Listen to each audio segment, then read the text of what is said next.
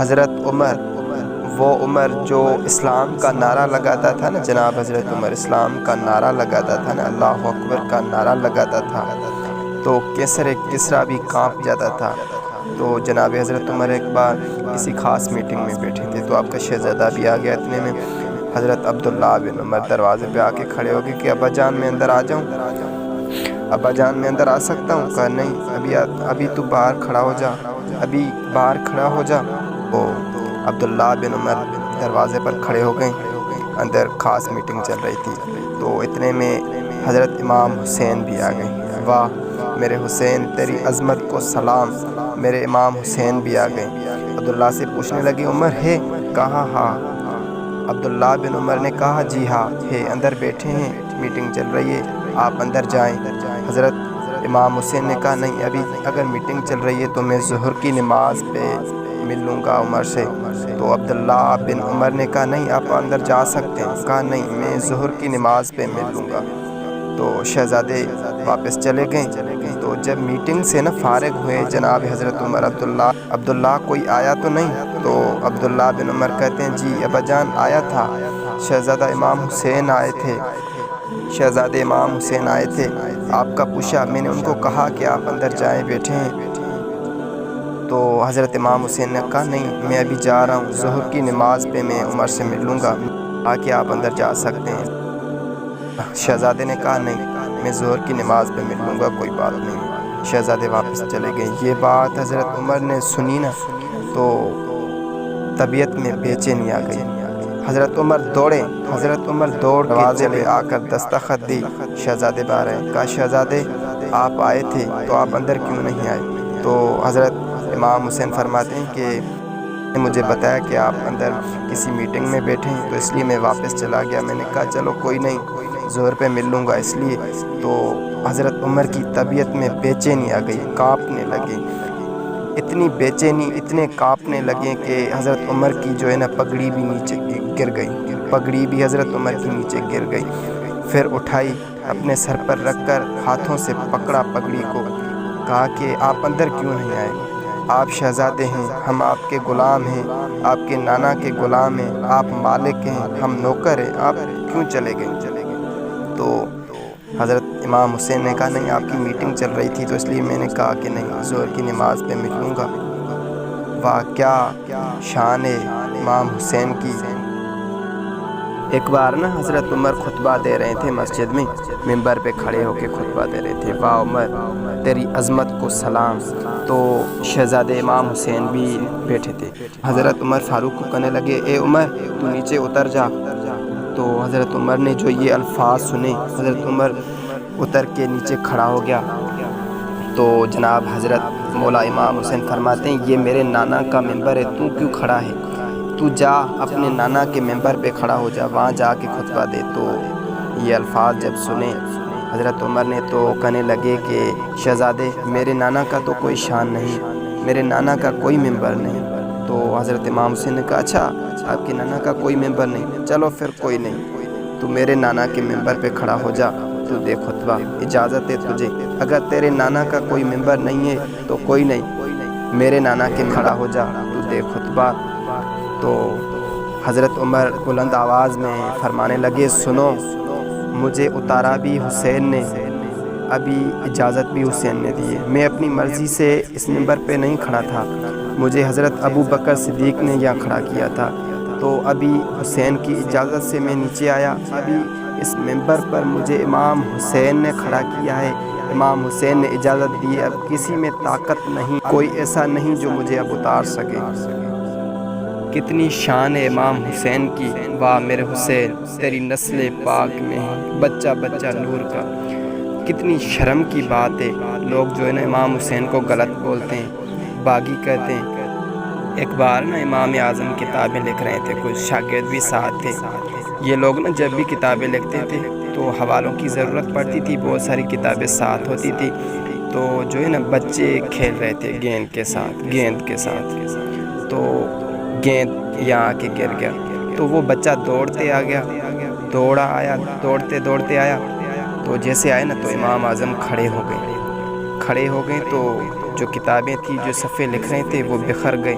وہ بچہ گیند لے کے چلا گیا، تو تھوڑی دیر کے بعد پھر وہ بچہ آ گیا، اس کی گیند پھر آ گئی، تو پھر امام اعظم کھڑے ہو گئے۔ پھر بچہ وہ گیند لے کے چلا گیا تو شاگردوں نے کہا حضرت یہ بچہ اگر 100 بار آئے گا تو آپ 100 بار بھی کھڑے ہو جائیں گے، یہ تو ابھی بچہ ہے، آپ امام ہیں، آپ بڑے ہیں، پھر بھی آپ کیوں کھڑے ہو جاتے ہیں؟ تو امام اعظم نے ایک تاریخ ساز جملہ کہا، یہ بچہ تو ہے لیکن یہ میرے استاد کا، یہ بچہ تو ہے لیکن یہ میرے استاد کا پوتا ہے، تو میں اس کے لیے نہ کھڑا ہو جاؤں جس کے ابا نے مجھے اللہ رسول کا نام سکھایا ہے، جس نے مجھے اللہ رسول کا نام سکھایا ہے، یہ اس کا پوتا ہے، تو میں کھڑا نہ ہو جاؤں؟ یہ تو آپ 100 کی بات کریں، اگر یہ 1000 بار بھی آ جائے پھر بھی میں کھڑا ہو جاؤں گا۔ یہ تو امام اعظم کے استاد کے پوتے کی شان ہے، رسول اللہ کے شہزادے کی کیا شان ہوگی، امام حسین کی کیا شان ہوگی؟ اگر پوتے کا یہ ادب ہے، اگر استاد کے پوتے کا یہ ادب ہے، تو مجھے ذرا بتائیں رسول اللہ کے نواسوں کا کیا شان ہوگا، رسول کریم کے نواسوں کا کیا شان ہوگا؟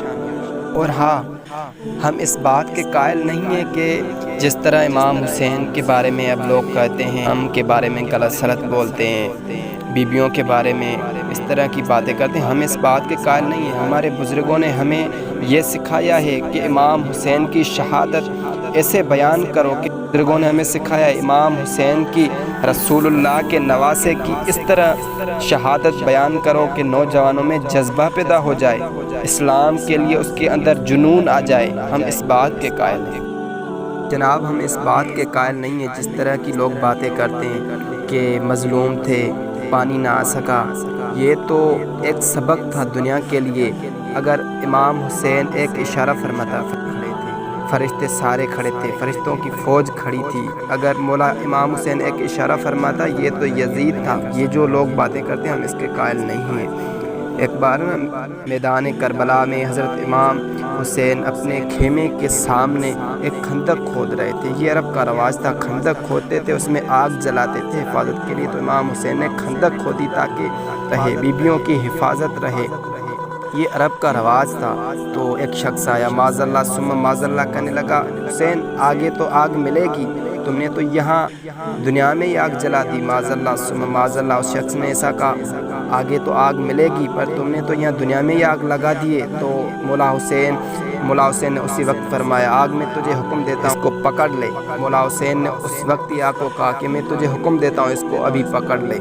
تو وہ شخص نیچے اتر رہا تھا، ایک پاؤں رکاب میں تھا، تو گھوڑا دوڑ کے جو ہے نا اس شخص کو اس آگ میں گرا دیا۔ وہ جل کے راکھ ہو گیا، مر گیا، اسی وقت جل کے راکھ ہو گیا۔ تو بولتا ہے کہ پانی نہیں ملا، اس طرح کی تو باتیں کرتا ہے کہ امام حسین کو پانی نہیں ملا، بیویوں کو پانی نہیں ملا، مظلوم تھے۔ اگر یہ امام حسین ابن علی ہے، یہ اگر حکم دیتے تو سارے فرشتے آ جاتے، یہ اگر حکم دیتے تو سارے ملک کی فوج اکٹھی ہو جاتی۔ اور سنو، حضرت اسماعیل کے لیے اگر دمبا آ سکتا ہے تو وہ تو حضرت ابراہیم کے بیٹے تھے، یہ تو مصطفیٰ کے نواسے ہیں، یہ تو حضرت علی کی اولاد ہے۔ اگر اسماعیل کے لیے دمبا آ سکتا ہے تو حضرت امام حسین کے لیے پانی نہیں آ سکتا۔ کوئی اس طرح کی باتیں، جاہلانہ باتیں ہم سے نہ کرے، ہم اس بات کے قائل نہیں ہیں۔ ہم نے امام حسین کو پڑھا ہے، ہم نے رسول کے نواسوں کی شان پڑھی ہے، کوئی اس طرح کی آ کے باتیں نہ کرے، ہم اس بات کے بالکل بھی قائل نہیں ہیں کہ بڑے مظلوم تھے، پانی نہیں،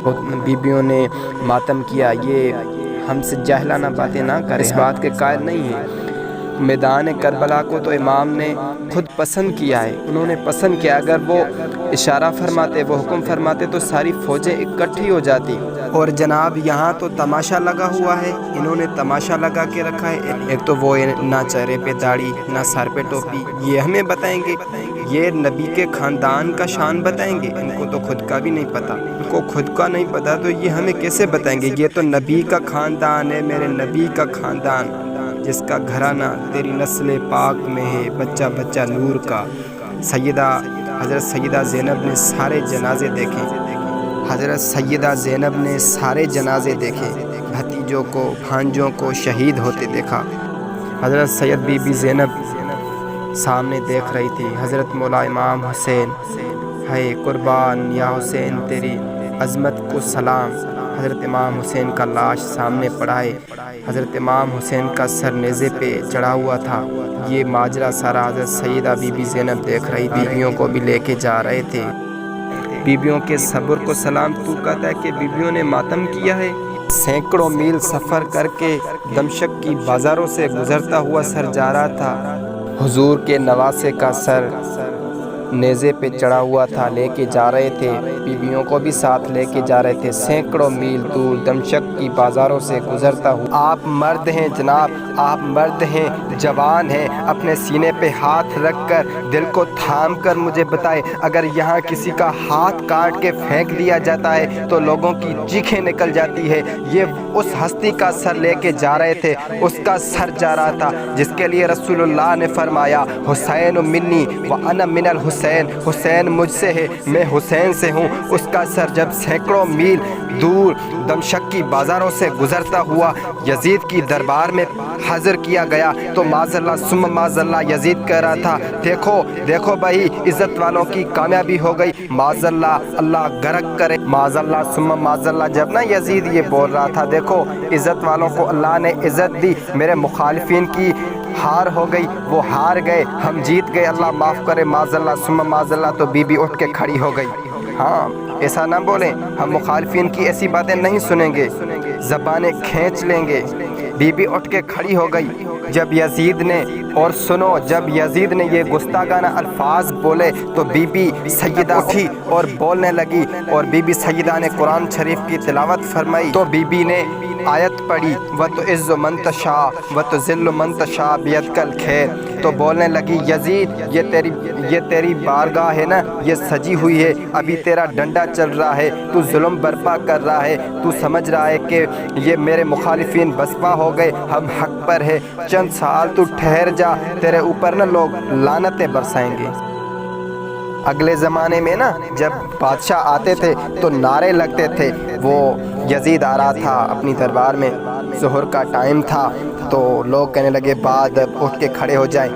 یزید جب آیا نا تو اس کا ایک نالائق بیٹا تھا، وہ زین العابدین کو بولنے لگا دیکھ آج میرے بابا کے نعرے لگ رہے ہیں، تیرے بابا نہیں ہے، تیرے بابا کہاں ہے؟ تو وہاں مسجد میں اذان کا ٹائم تھا، اذان آ رہی تھی، جب نا امام بول رہے تھے اشہد ان محمد رسول اللہ، تو حضرت زین العابدین نے ہاتھ پکڑ کے فرمایا دیکھ یہ کس کے بابا کا نعرہ ہے؟ یہ تو ہمارے نانا کا نعرہ ہے، یہ دیکھو یہ میرے نانا کے نعرے ہیں یا تیرے بابا کے نعرے ہیں؟ یہ تیرے بابا کے نعرے 2 سال چلیں گے، 2.5 سال چلیں گے، میرے نانا کا تو نعرہ آج بھی چل رہا ہے، آج بھی قیامت کے بعد بھی میرے نانا کے نعرے لگیں گے۔